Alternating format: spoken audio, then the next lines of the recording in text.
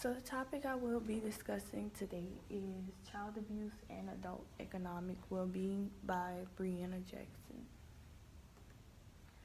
Child abuse is defined as the act of physical abuse performed by a parent, caregiver, or person who has custody of the child.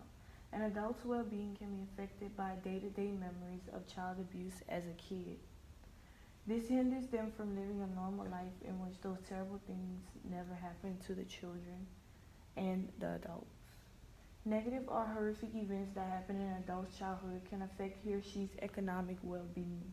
Usually as an adult is when they start to seek help to get through the struggles of everyday life, which means that as they get older and become an adult, that's when they seek out for help, and usually the best help comes from family members. They feel more comfortable talking to their family members about the situation, and some as adults never open up about what happened in their childhood.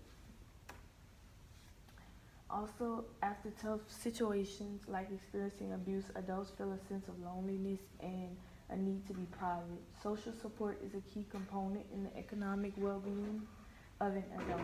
Support from others can help the victim feel less lonely and scared. This can help the person's mind get their mind off of what they have been through and focus more on living a good life and good economic well-being. Child abuse is known to be popular all around the world and also harmful to the children's well-being and health. In the U.S. alone, 3.2 million cases of child abuse was reported in 2007. About 1,760 died because of child abuse, and in just 2007, just alone. Studies show 70% of the children were neglected, more than 15% were physically abused, and less than 10% were sexually abused. Children of all ages and nationalities are affected by child abuse, but an exact number is still unknown. Young children are usually targeted the most when it comes to abuse because they are less likely to be able to defend themselves and they're most vulnerable at this stage. 80% of the cases in 2008, both parents were responsible for abusing the children, and 7% came from other caregivers such as relatives, friends, and foster parents.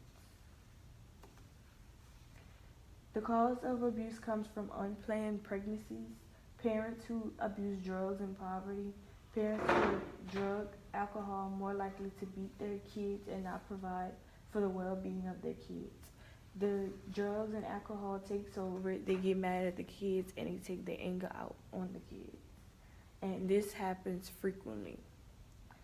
Younger children are the most vulnerable when it comes to these situations because again, they are less likely to be able to defend themselves. And babies are also a very vulnerable category because they're usually shaken to the point of death or life-threatening injury. And the interventions I will talk about is the battered child syndrome. It is a condition in which a child has been beaten really bad and is diagnosed with the syndrome. He or she is usually too scared to tell anyone, and the abuse is discovered by doctors looking at the bones, and they can tell by their bones if they have been abused or not.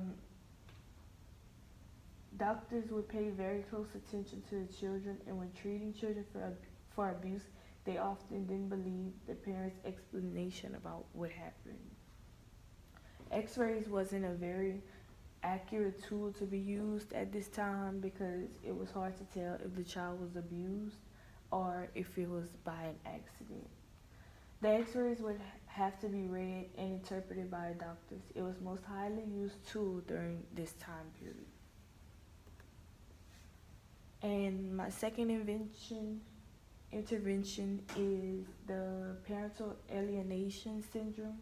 Is an invention that closely relates to children that have been abused and are in child custody.